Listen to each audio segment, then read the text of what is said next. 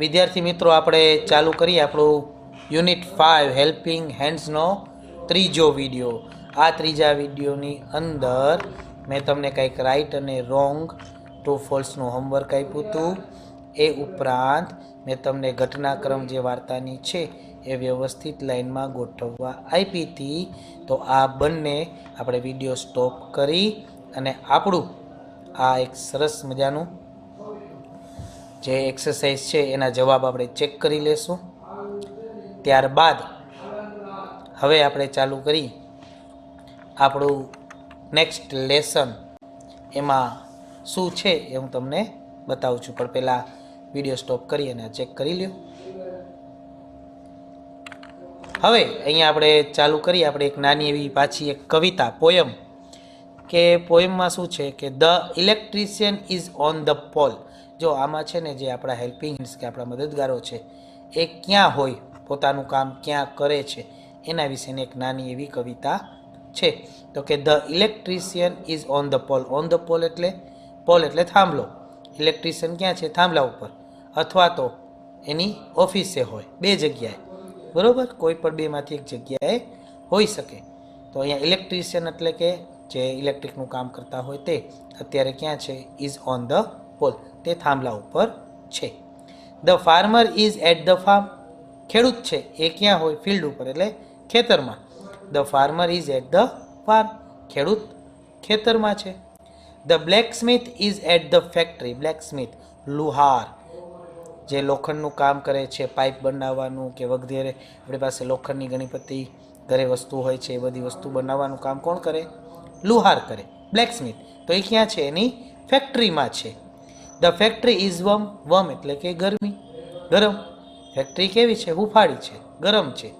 એટલી બધી નહીં, પણ ટૂંકમાં શિયાળામાં ઠંડી ન લાગે એવી હોય અને ઉનાળામાં પરસેવો નીકળી જાય. તો એની જે ફેક્ટરી છે એ કેવી છે? ગરમ છે. The doctor is in the clinic. ક્લિનિકમાં છે ડૉક્ટર, અથવા હોસ્પિટલમાં. ડૉક્ટર આપણને ક્યાં જોવા મળે? કાં એના ક્લિનિકમાં જોવા મળે ને કાં તો એના ક્યાં જોવા મળે? હા, હોસ્પિટલે જોવા મળે.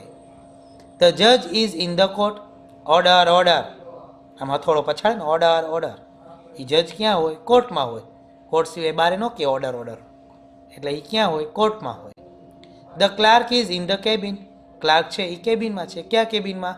તો કે ઓફિસ હોય એની એક કેબિન હોય, તો ત્યાં કોણ છે? ક્લાર્ક, ચપરાસી. Taking and typing notes. Talking એટલે કંઈક લેવું મૂકવું હોય, ટેકિંગ, બરાબર. અને ટાઈપિંગ એટલે કંઈક ટાઈપ કરવા દે સાહેબ, તો ટાઈપ કરતા હોય. તો ક્યાં છે ક્લાર્ક? એની ઓફિસમાં અથવા એની કેબિનમાં હોય.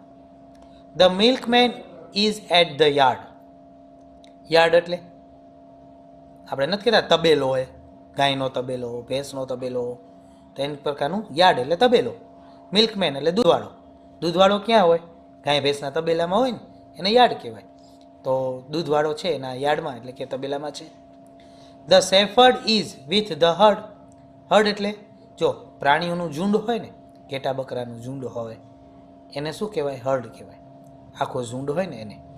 એટલે ધ શેફર્ડ. શેફર્ડ એટલે શું કહેવાય?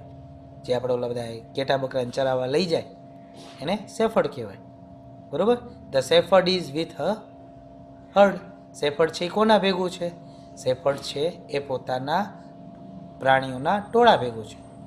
એ ટોળું કોનું હોય? તો કે ગાયનું હોય, ભેંસનું હોય, બકરીનું હોય. તો એ ટોળું હોય એને આપણે હર્ડ કહીએ. તો શેફર્ડ ત્યાં છે. The flute player is on the hill. Flute player વાંસળી વગાડતો હોય એને શું કહેવાય? Flute player. ફ્લૂટ એટલે વાંસળી. તો એ ક્યાં છે? હિલ, પર્વતની ચોટી હોય ત્યાં ભાઈ બેઠો છે. પ્લેઇંગ ઇટ ફોર લોંગ, તે લાંબા સમયથી ત્યાં બેસી અને પોતાની પીપુડી વગાડતો હોય એટલે ફ્લૂટ. એટલે કે જે આપણે હોય એ વાજિંત્ર વગાડે છે.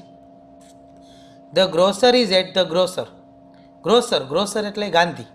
જે કરિયાણાનું કામ કરતો હોય તેને ગ્રોસર કહેવાય, જેને આપણે ગુજરાતીમાં ગાંધી ગઈ. એ ક્યાં છે? તો કે ગ્રોસરી. ગ્રોસરી શોપ એટલે ગાંધીની દુકાન, બરાબર. કરિયાણાની દુકાન એટલે ગ્રોસરી. તો ગાંધી છે એની દુકાને છે. The fruit seller is at the stall. દુકાન, સ્ટોલ એટલે દુકાન. ફ્રૂટ સેલર ફળો વેચવાવાળો જે છે એ ક્યાં છે? ત્યાં પોતાનું જે સ્ટોલિંગ છે ત્યાં છે. The traffic police at the cross road. Cross road એટલે જ્યાં ચાર રસ્તા ભેગા થતા હોય એને ક્રોસ રોડ કહેવાય. તો ટ્રાફિક પોલીસ છે એ ક્યાં હોય? ક્રોસ રોડ ઉપર હોય. શું કામ? Helping the traffic to roll. ત્યાં જે વાહનો અવર જવર કરે છે એમાં બધા ભેગા ન થઈ જાય એના માટે શું કરે છે? હેલ્પ કરે છે. બરાબર? તો ટ્રાફિકનું જે રોલિંગ થતું હોય એમાં એ શું કરે છે? આપણને મદદ કરે છે. તો પોલીસ જે છે ટ્રાફિક પોલીસ એ આપણને ક્રોસ રોડ પર મદદ કરતા હોય છે. તો આ આપણા જે હેલ્પિંગ હેન્ડ્સ છે, જે આપણા મદદગારો છે, એ ક્યાં ક્યાં આપણને જોવા મળે છે, એમનું સ્થળ કયું છે, એને લઈ આ એક સરસ મજાની નાની અમથી આપણી પોએમ હતી. હવે એના ઉપરથી મેં તમને એક જોડકું પૂછ્યું છે. બરાબર? તો આ જોડકું 11 મુદ્દાનું છે એ આપણે ઘરે શાંતિથી હોમવર્કમાં એક વખત જોડવાનું છે.